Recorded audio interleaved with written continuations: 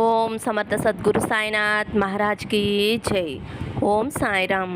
మన బాబా కుటుంబ సభ్యులందరికీ నమస్తే అండి. మీ అందరిపైన షిరిడి సాయినాథ్ ఆశీస్సులు ఉండాలని, మీరు ఎప్పుడూ సంతోషంగా ఉండాలని మనస్ఫూర్తిగా కోరుకుంటున్నాను. ఫ్రెండ్స్, చాలామంది అడుగుతున్నారు కదండి గురువుగారి గురించి. అక్క, సమస్యలతో ఇబ్బంది పడుతున్నాము, ఎటువంటి సమస్యకైనా ఫోన్ ద్వారానే పరిష్కారం చెప్తారా అని అడుగుతున్నారు కదండి. 100% మీకు ఎటువంటి సమస్య ఉన్నా సరే ఫోన్ ద్వారానే పరిష్కారం చెప్తారండి. శ్రీ షిరిడి సాయిబాబా ఆశీస్సులతోటి గురూజీ శివరామరాజు గారు జ్యోతిష్యం చెప్తారండి. ఫోన్ నెంబర్ వచ్చేసి 9110577660. మీ సమస్య ఏదైనా సరే, ప్రేమ, పెళ్లి, ఉద్యోగం, వ్యాపారం, రాజకీయం, విదేశీ ప్రయాణం, అప్పుల బాధలు, ఆస్తి తగాదాలు, ధనం నిలకడ లేకపోవటం, భార్యాభర్తల మధ్య గొడవలు, ఇలా ఎటువంటి సమస్యలు ఉన్నా సరే ఆ సమస్యలకు తగిన పూజలు చేసి గురువుగారు 24 గంటల్లో పరిష్కారం చూపిస్తారండి. కాబట్టి మీరు కూడా ఒక్కసారి నమ్మకంతో గురువుగారిని కాంటాక్ట్ అవ్వండి. నమ్మితే కనుక అంతా మంచి జరుగుతుందండి. ఇంక ఈ రోజు వీడియోలోకి వెళ్ళిపోదాము. మన బాబాగారు సందేశం అండి. మన బాబాగారు ఏమంటున్నారంటే, తల్లి, నీ నుండి దూరమైన వ్యక్తి ఆలోచనలు ఎలా ఉన్నాయి, వారి నుంచి నీకు ఎలాంటి న్యూస్ రాబోతుందో తెలుసుకో తల్లి అని అయితే మన బాబా గారు మన అందరి కోసం చాలా అంటే చాలా చక్కటి సందేశం తీసుకొచ్చారండి. మరి మన బాబా గారు ఇలా ఎందుకు చెబుతున్నారో ఆయన మాటల్లోనే తెలుసుకుందాము. చిన్న రిక్వెస్ట్ ఫ్రెండ్స్, మన వీడియోస్కి అయితే ఒక చిన్న లైక్ ఇవ్వండి. ఫస్ట్ టైం చూసేవారైతే మన బాబా భక్తి ఛానల్ తప్పకుండా సబ్స్క్రైబ్ చేసుకోండి. ఇంక వీడియోలోకి వెళ్ళిపోదాము. మీ మనసులో ఉన్న వ్యక్తి ప్రజెంట్ సిచ్యుయేషన్ అయితే ఎలా ఉంది అంటే, మీ నుండి దూరం అయిపోయిన తర్వాత మీ ప్రేమ విలువ అనేది తెలిసిందండి. అలాగే మీరు చూపించిన ప్రేమని వారు గుర్తించారు. మీ మీద చాలా చాలా ఫీలింగ్స్, ప్రేమ, లవ్ ఇవన్నీ కూడా మొదలయ్యాయండి. ఫ్రెండ్స్, చిన్న రిక్వెస్ట్ అండి, ఇది కేవలం జనరల్ రీడింగ్ అండి. కనెక్ట్ అయిన వారు తీసుకోండి, కనెక్ట్ అవ్వని వారు వీడియోని స్కిప్ చేసేయండి. వాళ్ళైతే కంట్రోల్ చేసుకోవటం చాలా కష్టమవుతున్నారండి. ఎంత త్వరగా వీలైతే అంత తొందరగా మీ దగ్గరికి రావాలి అని అయితే అనుకుంటున్నారు. మీకు ఒక ఫోన్ కాల్ కానీ మెసేజ్ కానీ చెయ్యాలి, ఎలాగైనా సరే మీతో మాట్లాడాలి.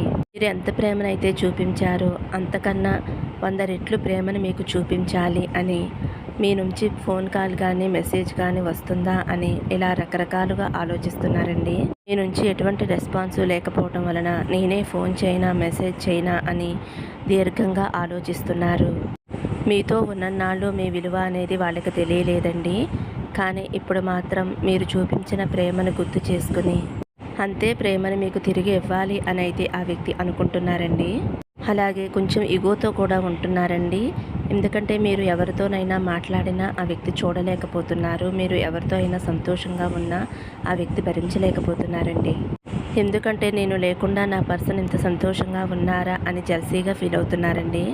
అలాగే నా పర్సన్ నాకు మాత్రమే సొంతం అనే ధ్యాసలో కూడా వాళ్ళు ఉన్నారండి. అలాగే ఎంత తొందరగా వీలైతే అంత తొందరగా మాట్లాడాలి. ఈ దూరాన్ని, మీ ఇద్దరి మధ్య ఎటువంటి కాంటాక్ట్ లేకపోవటం వలన ఆ వ్యక్తి అయితే దీనిని భరించలేకపోతున్నారండి. వాళ్ళైతే ఇంతలా ఊహించలేదండి. ఎందుకంటే మీకు ఇంత కోపం వస్తుందని, మీరు ఫోన్ కానీ మెసేజ్ కానీ చేయకుండా ఉంటారు అని అయితే వాళ్ళు అనుకోలేదండి. ఆ వ్యక్తి మిమ్మల్ని ఎంత దూరం పెట్టినా సరే మీరైతే వాళ్ళకి అప్రోచ్లో ఉంటారు అని అయితే అనుకున్నారండి. కానీ ఏది కూడా తను అనుకున్నట్టు లేకపోవటం వలన ఈ సిచ్యుయేషన్ అయితే తనకి చాలా బాధాకరంగా ఉందండి. మీకు దూరమైన పర్సన్ ఎవరైతే ఉన్నారో ఆ వ్యక్తి అయితే ఇప్పుడు చాలా చాలా బాధలో ఉన్నారండి. గురించి ఓవర్గా థింకింగ్ చేస్తున్నారు. పగలంతా కూడా ఏదో ఒక పనిలో బిజీగా ఉన్నా సరే మధ్యలో మీ గురించి ఆలోచిస్తూ మీరు ఒక కాల్ చేస్తారేమోనని, మీ నుంచి మెసేజ్ వస్తుందేమోనని, అంటే నేనే చెయ్యాలా అని ఇలా రకరకాలుగా ఆలోచిస్తూ ఉంటున్నారండి. మీ మీద ఉన్న ప్రేమనే కంట్రోల్ చేసుకోలేకపోతున్నారండి. అలాగే మీ మీద ఉన్న ప్రేమ వలన, ప్రియారిటీ వలన వాళ్ళు ఈ సిచ్యుయేషన్ని చాలా బాధాకరంగా, చాలా బడన్గా ఫీల్ అవుతున్నారండి. గుండెంతా కూడా బరువుతోటి ఇబ్బంది పడినట్టుగా బాధపడుతున్నారు. ఎలా అంటే నాకు మాత్రమే ఎందుకు ఇంత బాధ అని బాధపడుతున్నారండి. వాళ్ళు అస్సలు ఊహించలేదండి. ఎందుకంటే మీకు ఇంత కోపం వస్తుంది అని, ఈ సిచ్యుయేషన్ ఇలా ఉంటుంది అని అయితే ఆ వ్యక్తి అస్సలు ఊహించలేదండి. నేను ఎంత దూరం వెళ్ళినా సరే, వదిలి వెళ్ళినా సరే నా పర్సన్ నాకు ఫోన్ చేస్తుంది, మెసేజ్ పెడుతుంది, నాకు ఇంపార్టెంట్ ఇస్తుంది అని అయితే అనుకున్నారండి ఆ వ్యక్తి.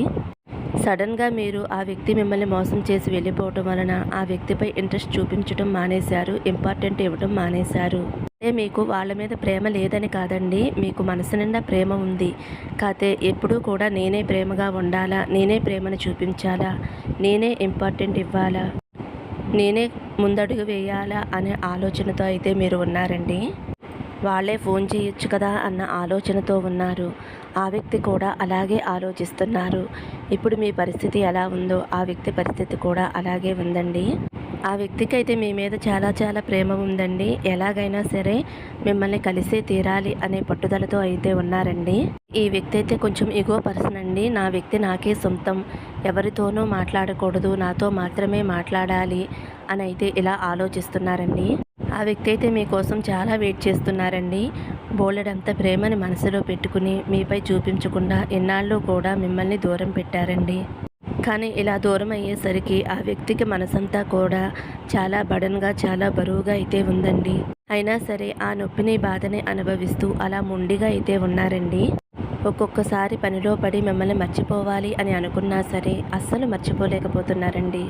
ఇప్పుడైతే నా పనిలో నేను ఉండాలి, నా పర్సన్ గురించి ఆలోచించకూడదు అని వేరే పనిలో బిజీగా ఉండి అంతా ఏదో ఒక రకంగా బిజీగా ఉన్నా సరే రాత్రి అయ్యేసరికి మీరు చూపించిన ప్రేమ, మీరు చూపించిన ఇంపార్టెంటు, మీరిద్దరూ గడిపిన క్షణాలు, మీరిద్దరూ తిరిగిన ప్రదేశాలు ఇవన్నీ కూడా చాలా అంటే చాలా ఎక్కువగా గుర్తొస్తున్నాయండి. నిద్రాహారాలు లేకుండా ఏం చెయ్యాలో అర్థం కాని స్థితిలో అయితే వారు ఉన్నారండి. ఇప్పుడు ఆ వ్యక్తి అయితే ఏమనుకుంటున్నారంటే ఇదంతా కూడా ఎండ్ చేసేసి నేనే నాకు ఇష్టమైన వ్యక్తి దగ్గరికి వెళ్ళాలి, నేనే నా పర్సన్ని కలవాలి, నేను నా పర్సన్కి ఎలా అయినా మళ్ళీ ప్రేమగా చూసుకోవాలి అని అయితే ఆలోచిస్తున్నారండి. వాళ్ళు ఎక్కువగా ఆలోచనతోనే ఉంటున్నారండి. ఇంకా నెక్స్ట్ స్టెప్ అయితే ఏమీ తీసుకోలేదు.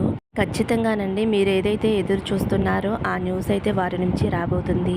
అయిన వ్యక్తి తప్పకుండా మీ దగ్గరికి తిరిగి వస్తారండి. వాళ్ళ మనసులో ఎంత ప్రేమ ఉన్నది అనేది కూడా మీకు చెప్తారు. వాళ్ళ మనసులో ఉన్న ఫీలింగ్స్ అన్నీ మీతో చెప్పే అవకాశం అయితే ఉందండి.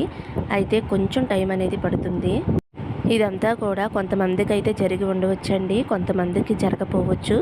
కానీ ఎదర రోజుల్లో జరిగే అవకాశం అయితే ఉందండి. ముందైతే వాళ్ళ మనసులో ఎంత ప్రేమ ఉందో ఈ పాటికి చెప్పేసి ఉండవచ్చు. కొంతమందికి అయితే జరుగుతూ ఉండవచ్చండి, మరికొంతమందికి అయితే కొంచెం టైం పడుతుందండి. ఖచ్చితంగా మీ పర్సన్ అయితే మీ గురించి చాలా అంటే చాలా ఎక్కువగా ఆలోచిస్తున్నారండి. మీతో మాట్లాడకుండా ఉండటం వలన, మీకు దూరంగా ఉండటం వలన వాళ్ళ పరిస్థితి అయితే అసలు ఏమీ బాగోలేదండి. మీరు పొరపాటు పడవచ్చు, నా పర్సన్ నాతో మాట్లాడకపోయినా చాలా హ్యాపీగా సంతోషంగా ఉన్నారు అని అయితే మీరు అనుకోవచ్చు. కానీ వాళ్ళైతే ఏమాత్రమో కూడా సంతోషంగా మనశ్శాంతిగా లేరండి. ఎందుకంటే ప్రతి క్షణమో కూడా మీ గురించి ఆలోచిస్తూ మీ ఆలోచనలతోనే బ్రతుకుతున్నారండి.